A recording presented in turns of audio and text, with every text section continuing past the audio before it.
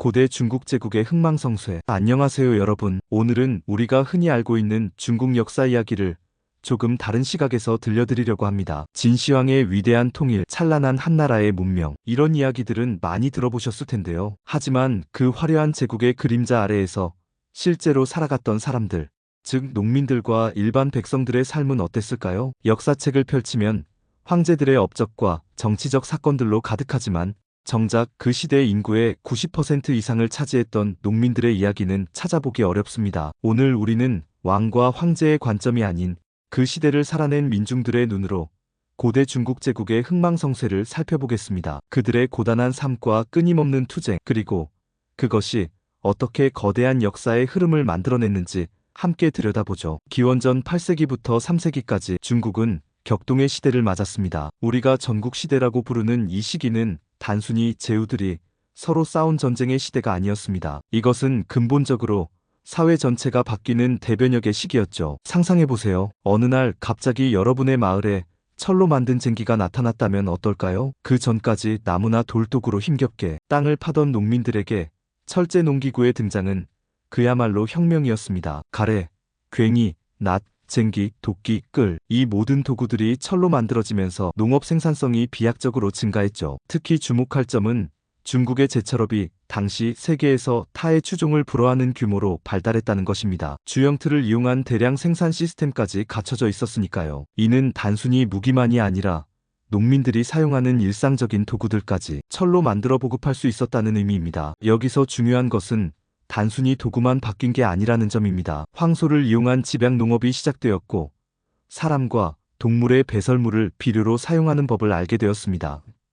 콩 종류의 작물을 재배해서 지력을 회복시키는 윤작법도 발달했죠. 또한 최적의 파종 시기에 대한 이해도 높아졌습니다. 북부 황허 유역에서는 기장, 밀, 콩을 주로 재배했고 남쪽 양쯔강 유역에서는 벼농사가 발달했습니다. 이런 변화들이 모여서 농민들이 생산할 수 있는 잉여 식량이 크게 늘어났습니다. 하지만 이 잉여가 과연 누구를 위한 것이었는지는 다른 문제였죠. 그런데 잉여 생산물이 늘어나면서 예상치 못한 일들이 벌어지기 시작했습니다. 농민들은 여분의 곡식을 팔고 싶어 했고 지배층들은 더 좋은 무기와 사치품을 원했죠. 이런 수요가 만나면서 상업이 급속도로 발달했습니다. 프랑스 역사학자 자크 제르네의 말을 빌리면 이 시기는 역사상 가장 풍부한 기술 혁신이 일어난 시기 중 하나였습니다. 곡물, 소금, 금속, 목재, 가죽, 이런 기본 상품들의 교역이 활발해졌고 부유한 상인들은 대규모 제철 공장을 운영하면서 수많은 노동자들을 고용했습니다. 강을 오르내리는 거대한 선단들,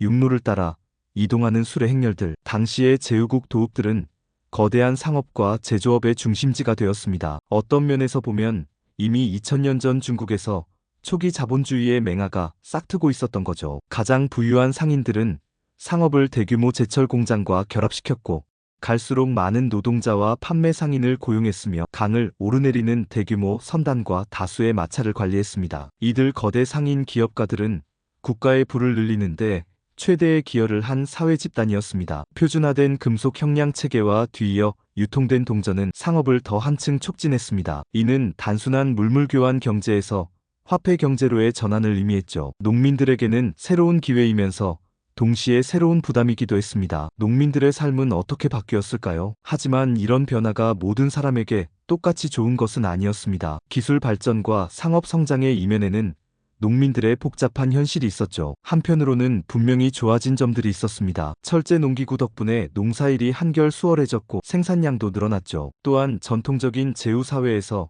개별 농민 가족이 토지를 소유할 수 있는 길이 열렸습니다. 더 이상 제후들의 자의적인 명령에 따라 결혼, 잔치, 회합 등 일상생활까지 통제받지 않아도 되었습니다. 하지만 동시에 새로운 부담들도 생겨났습니다. 제후들 사이의 끊임없는 전쟁으로 인해 농민들은 군사로 징집되어야 했고 무기와 식량을 대야 했죠. 상업이 발달하면서 화폐 경제가 도입되었는데 이는 자급자족에 익숙했던 농민들에게는 새로운 도전이었습니다. 무엇보다 사회 전체가 급격히 변화하면서 기존의 안정된 질서가 무너졌습니다. 농민들은 어디에 충성해야 할지, 어떤 방식으로 살아야 할지 혼란스러웠을 것입니다. 특히 겨울철에 집에서 쫓겨나 들판에서 지내야 하거나 반대로 집안에만 갇혀 있어야 하는 등의 강제적 통제에서는 벗어났지만 대신 시장 경제의 불확실성에 노출되었죠. 이런 사회적 변화는 필연적으로 사상적 격변을 불러왔습니다. 서로 다른 계급의 성원들은 세계를 서로 다르게 받고 변화를 서로 다르게 해석했죠. 기원전 6세기에 활동한 공자는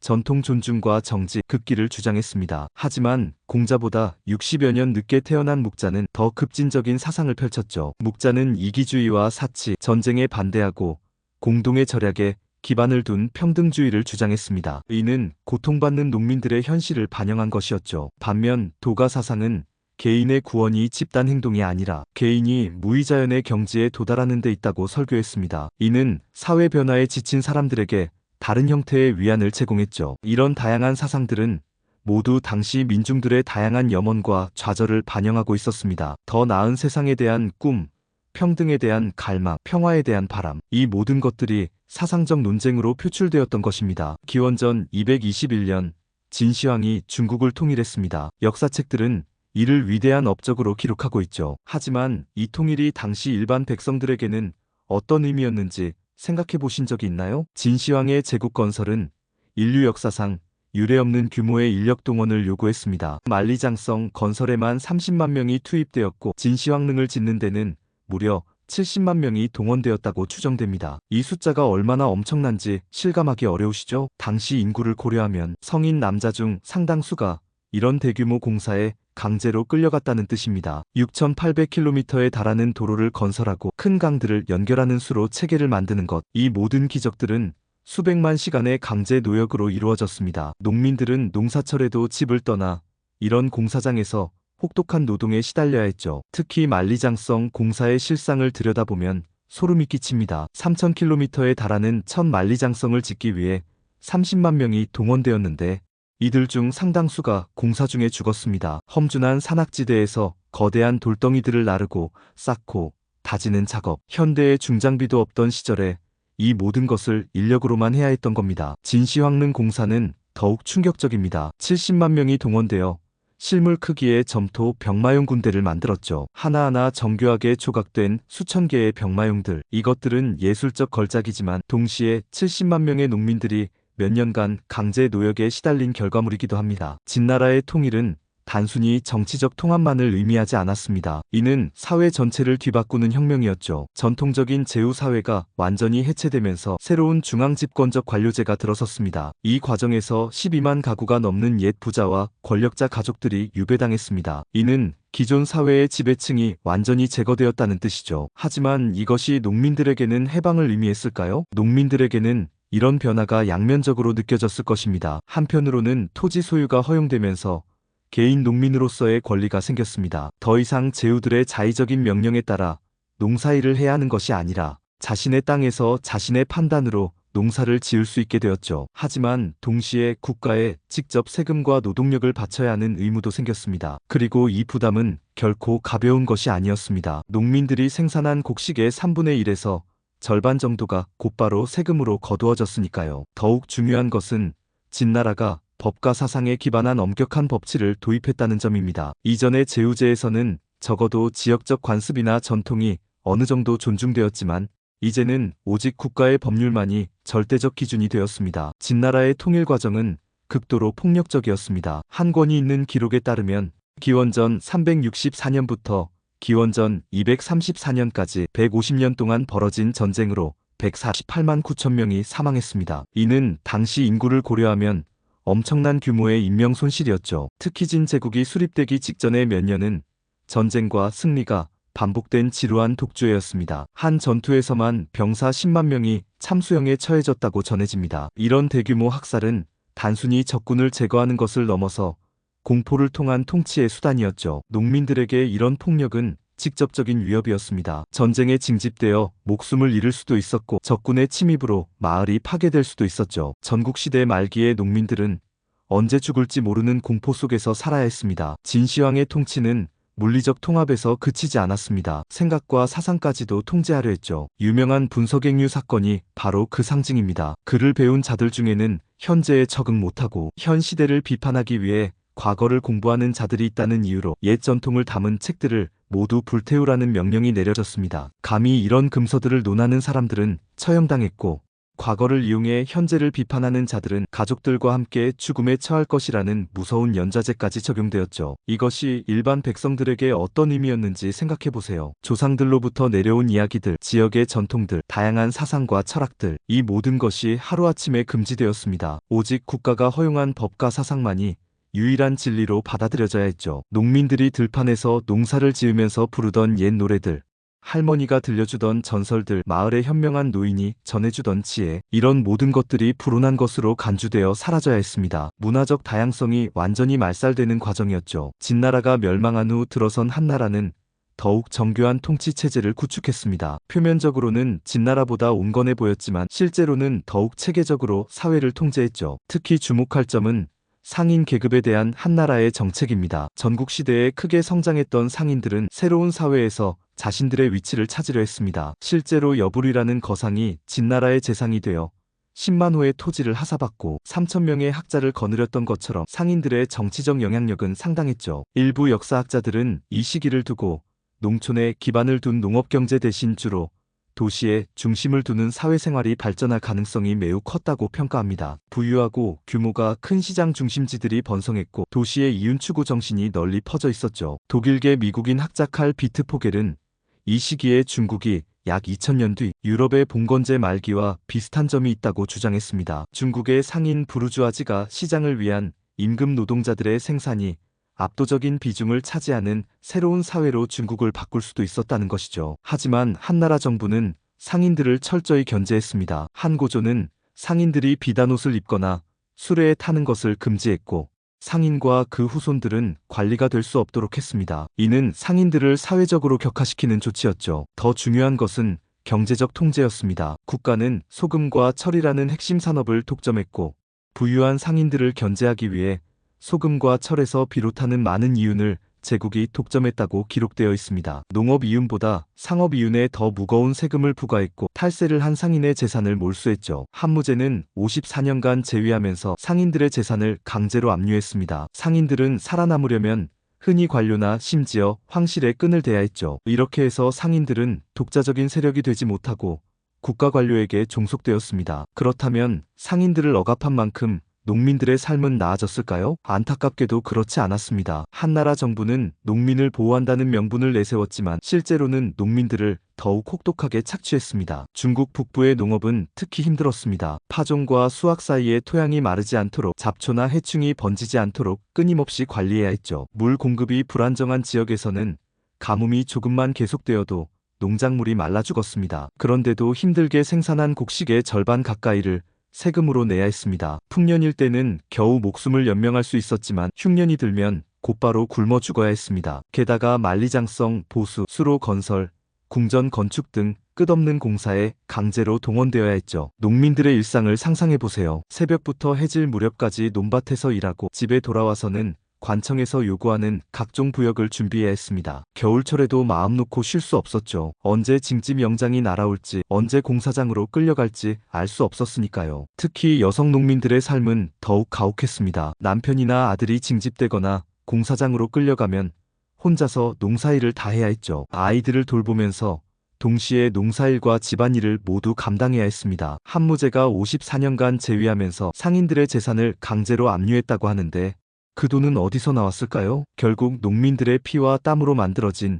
잉여 생산물이었습니다. 진시황의 사치는 극에 달했습니다. 한 방사에게서 남자들과 접촉을 피하면 불로장생할 수 있다는 말을 듣고는 270개의 정각에 깃발, 종, 북, 미녀를 갖추도록 하고 각 정각으로 통하는 길을 벽이나 지붕으로 막으라고 명령했습니다. 자신의 거처를 노출하는 자는 누구라도 죽이겠다고 말했죠. 한 번은 진시황이 자신의 측근 중에 밀고자가 있다고 생각해 460명을 죽였습니다. 이런 궁정의 사치와 폭력을 유지하기 위해서는 농민들을 계속 압박해야만 했습니다. 만리장성, 수로, 황릉, 궁전, 이 모든 제국의 기적들에는 수백만 시간의 노동이 들어갔으며 사회 전체에 돌아갈 이익을 줄어들게 만들었다는 점을 결코 잊어서는 안 됩니다. 화려한 문화유산 뒤에는 언제나 농민들의 고통이 숨어 있었던 것입니다. 이런 상황에서 농민 봉기가 끊임없이 일어난 것은 당연한 일이었습니다. 진나라 말기 진승의 봉기부터 시작해서 한나라 시대에도 크고 작은 농민 반란이 계속되었죠. 진승의 봉기는 특히 상징적입니다. 진승은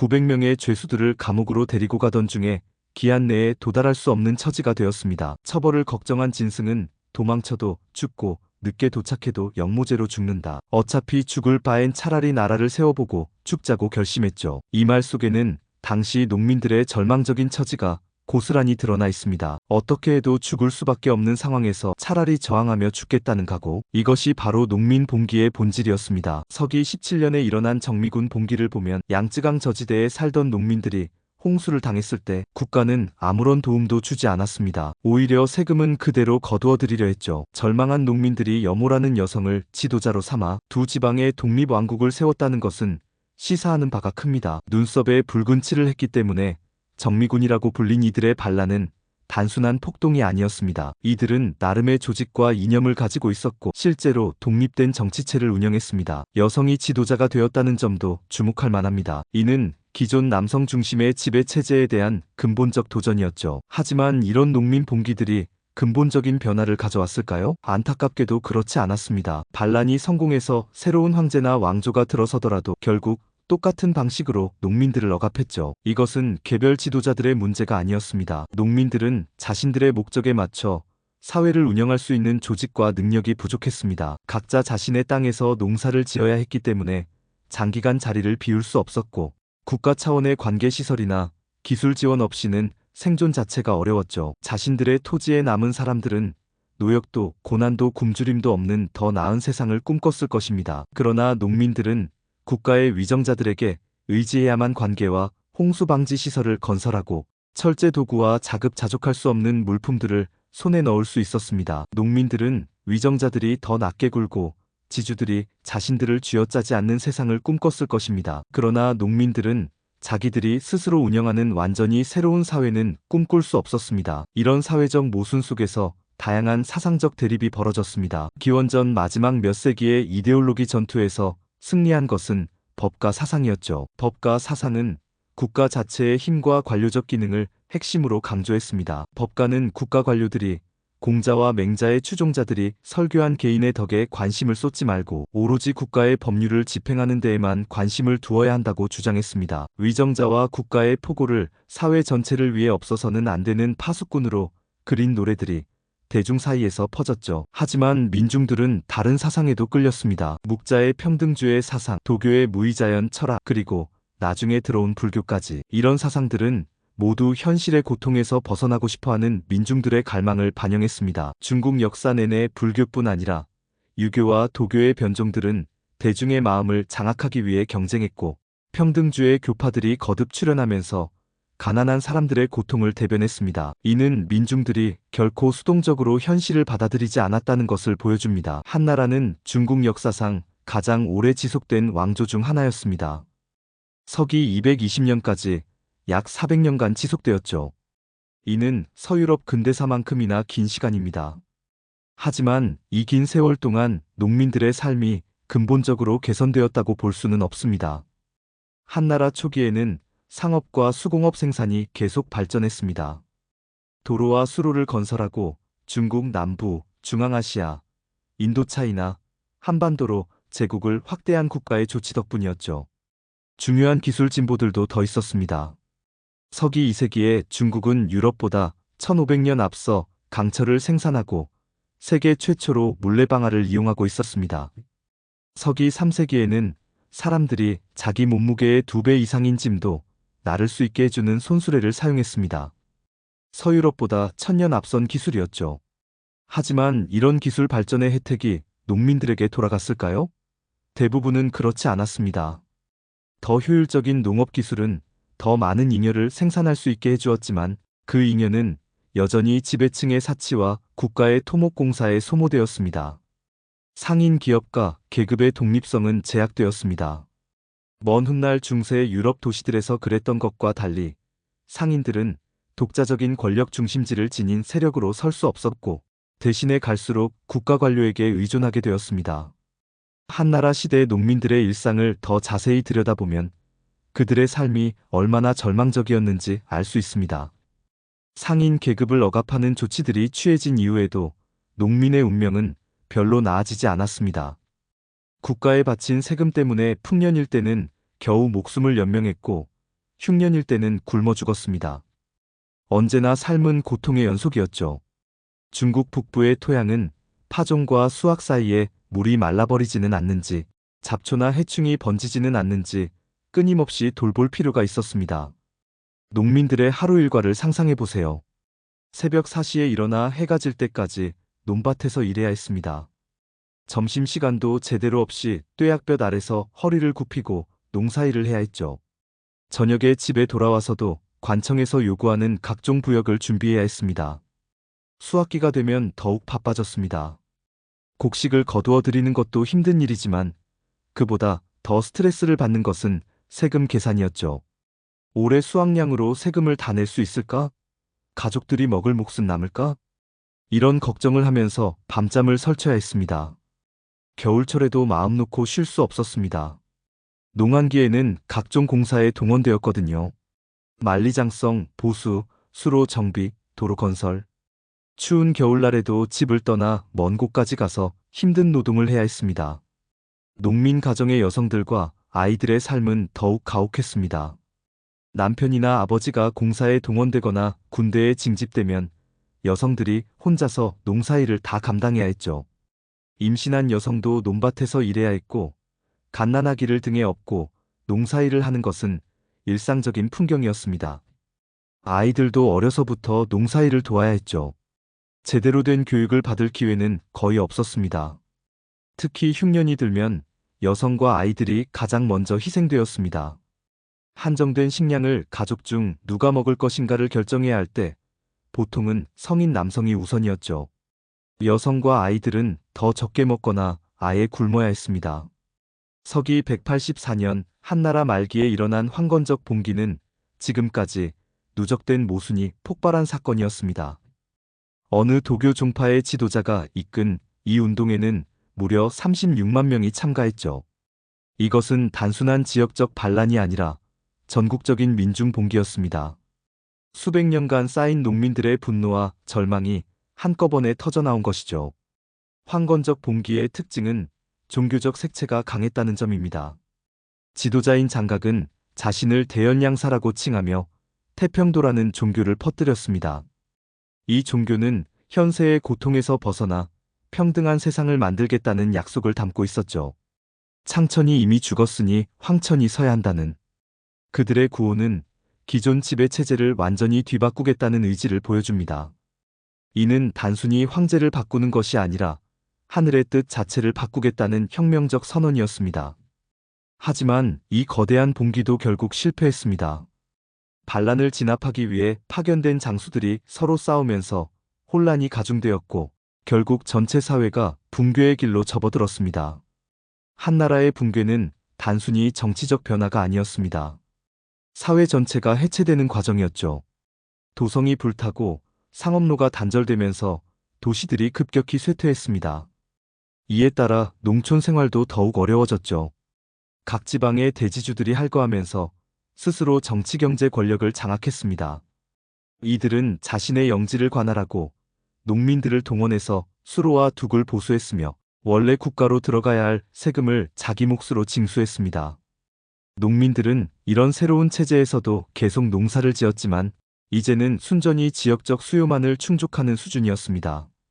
전국적인 시장이 사라지면서 상업이 위축되었고 이는 다시 농업에도 악영향을 미쳤죠. 오랫동안 계속되어 온 기술 진보도 멈춰버렸습니다. 대규모 제철 공장들이 문을 닫았고 숙련된 기술자들이 뿔뿔이 흩어졌습니다. 농기구의 품질도 떨어졌고 새로운 농법의 개발도 중단되었죠. 도로와 수로 시설이 제대로 관리되지 않으면서 교통이 불편해졌습니다. 이는 다시 상업 위축으로 이어졌고 농민들도 멀리 가서 물건을 사고 팔기 어려워졌습니다. 한나라가 붕괴한 후 중국은 300년 동안 여러 소국으로 분열되었습니다. 이 시기를 삼국시대라고 부르지만 실제로는 더 많은 소국들이 난립했죠. 이런 분열 상태에서 농민들의 삶은 더욱 어려워졌습니다. 각 소국의 지배자들은 자신의 영토를 확대하기 위해 끊임없이 전쟁을 벌였고 그 비용은 모두 농민들의 몫이었습니다. 작은 나라일수록 농민들에 대한 통제는 더욱 직접적이고 가혹했습니다. 대규모 제국에서는 적어도 관료제의 완충 작용이 있었지만 소국에서는 지배자가 직접 농민들을 통제했죠. 그러나 동시에 이 시기에는 농민들이 상대적으로 자유로운 면도 있었습니다. 중앙의 강력한 통제가 사라지면서 지역별로 다양한 실험이 가능해졌죠. 일부 지역에서는 농민들이 스스로 조직을 만들어 자치를 하기도 했습니다. 흥미로운 것은 이런 붕괴 속에서도 중국 문명의 근본적인 연속성은 유지되었다는 점입니다. 같은 시기 인도나 서로마 제국과 비교하면 중국에서는 경제와 도시 생활이 비교적 빠르게 회복될 수 있는 기반이 남아 있었죠. 한자라는 공통 문자, 유사한 농업 기술, 그리고 기본적인 사회 조직 원리들이 계속 유지되었습니다. 이는 분명히 중국 문명의 강점이었죠. 하지만 동시에 이것은 한계이기도 했습니다. 근본적인 사회 구조의 변화 없이는 같은 문제들이 반복될 수밖에 없었으니까요. 새로운 통일 왕조가 들어서면 다시 같은 패턴의 농민 착취가 시작되었고 농민 봉기도 되풀이되었습니다. 상인 계급은 다른 특권층과 손을 잡고 농민들을 이끌 수 있는 변혁적 프로그램을 제시하지 못했습니다. 대신 온건한 불교를 수용하면서 기존 체제와 타협하는 길을 택했죠. 고대 중국의 역사를 돌아보면서 가장 인상적인 점은 놀라운 기술 발전과 사회적 진보의 괴리입니다. 서기 2세기에 중국은 유럽보다 1500년 앞서 강철을 생산했고 세계 최초로 물레방아를 사용했습니다. 3세기에는 서유럽보다 1000년 앞서 손수레를 사용했죠. 종이 제조법, 나침반, 화약, 인쇄술. 이런 중요한 발명들도 모두 중국에서 먼저 나왔습니다. 하지만 이런 기술적 진보가 일반 백성들의 삶을 근본적으로 개선시키지는 못했습니다. 오히려 더 많은 잉여를 생산할 수 있게 되면서 지배층의 착취도 더욱 가혹해졌죠. 더 효율적인 농업 기술은 더 많은 세금을 걷어들일 수 있는 수단이 되었고, 더 정교한 도구들은 더 거대한 토목공사를 가능하게 했습니다. 이는 오늘날에도 중요한 시사점을 줍니다. 기술 발전 자체가 자동적으로 인간의 삶을 개선시키는 것은 아니라는 것이죠. 그 기술이 누구의 이익을 위해 사용되는가가 더 중요한 문제입니다. 중국 역사에서 농민 봉기는 끊임없이 반복되었습니다. 이것은 민중들이 결코 순순히 억압을 받아들이지 않았다는 것을 보여줍니다. 진승의 봉기, 정미군의 반란, 황건적의 봉기. 이들은 모두 더 나은 세상을 꿈꾸며 목숨을 걸고 싸웠죠. 하지만 이런 저항들이 근본적인 사회 변화를 가져오지는 못했습니다. 농민들은 자신들만의 독자적인 사회 운영 능력을 갖추지 못했고 결국 새로운 지배층에게 다시 착취당할 수밖에 없었습니다. 이는 농민이라는 계급의 구조적 한계 때문이었습니다. 농민들은 각자 자신의 땅에 묶여 있어서 장기간의 조직적 행동이 어려웠죠. 또한 소규모 생산에 익숙해서 대규모 사회 운영에 필요한 기술과 지식이 부족했습니다. 하지만 동시에 이런 농민 봉기들이 역사 발전에 미친 영향도 무시할 수 없습니다. 지배층의 과도한 착취를 견제하는 역할을 했고, 때로는 사회개혁을 압박하는 힘이 되기도 했죠. 전국시대에 크게 성장했던 상인들은 새로운 사회를 만들 수 있는 잠재력을 가지고 있었습니다. 실제로 일부 학자들은 당시 중국이 시장 경제 중심의 사회로 발전할 가능성이 있었다고 봅니다. 하지만 상인들은 결국 기존 지배층과 타협하거나 국가 관료에게 종속되는 길을 택했습니다. 농민들과 연대해서 기존 체제에 도전하기보다는 자신들의 이익을 보장받는 선에서 만족했죠. 이는 후에 유럽에서 일어난 부르주아 혁명과는 대조적입니다. 유럽의 상인들은 농민이나 수공업자들과 연대해서 기존의 봉건 체제를 뒤엎었지만 중국의 상인들은 그런 혁명적 역할을 하지 못했습니다. 물론 이에는 복잡한 역사적 배경이 있습니다. 중국의 국가 권력이 유럽보다 훨씬 강력했고 상인들이 독자적인 무력을 갖기 어려웠죠. 또한 농업 중심의 경제 구조에서 상업의 비중이 상대적으로 작았던 것도 영향을 미쳤습니다. 고대 중국의 이런 역사는 오늘날 우리에게도 중요한 시사점을 줍니다. 무엇보다 기술 발전이 자동적으로 사회 진보를 가져오지는 않는다는 교훈이 중요합니다. 현대 사회에서도 인공지능, 로봇 기술, 생명공학 등 놀라운 기술 발전이 이루어지고 있지만 그 혜택이 모든 사람에게 고르게 돌아가는 것은 아닙니다. 오히려 기술 발전이 불평등을 심화시키는 경우도 많죠. 민중의 저항이 조직적이고 체계적이지 않으면 근본적 변화를 이루기 어렵다는 교훈도 중요합니다. 개별적인 불만이나 산발적인 시위만으로는 사회 구조를 바꾸기 어렵죠. 지속적이고 조직적인 노력이 필요합니다. 또한 서로 다른 사회 계층 간의 연대가 얼마나 중요한지도 보여줍니다. 농민, 상인, 수공업자 등이 각자의 이익만 추구하면 기존 지배층의 분할 통치에 당할 수밖에 없습니다. 오늘 우리는 고대 중국 제국의 역사를 민중의 시각에서 살펴보았습니다. 진시황의 위대한 통일도, 한나라의 찬란한 문명도, 그 이면에는 수많은 농민들의 피와 땀이 있었습니다. 그들은 새로운 기술을 받아들이고 더 많은 곡식을 생산하고 때로는 목숨을 걸고 저항하기도 했습니다. 하지만 그들이 꿈꾸던 더 나은 세상은 쉽게 오지 않았죠.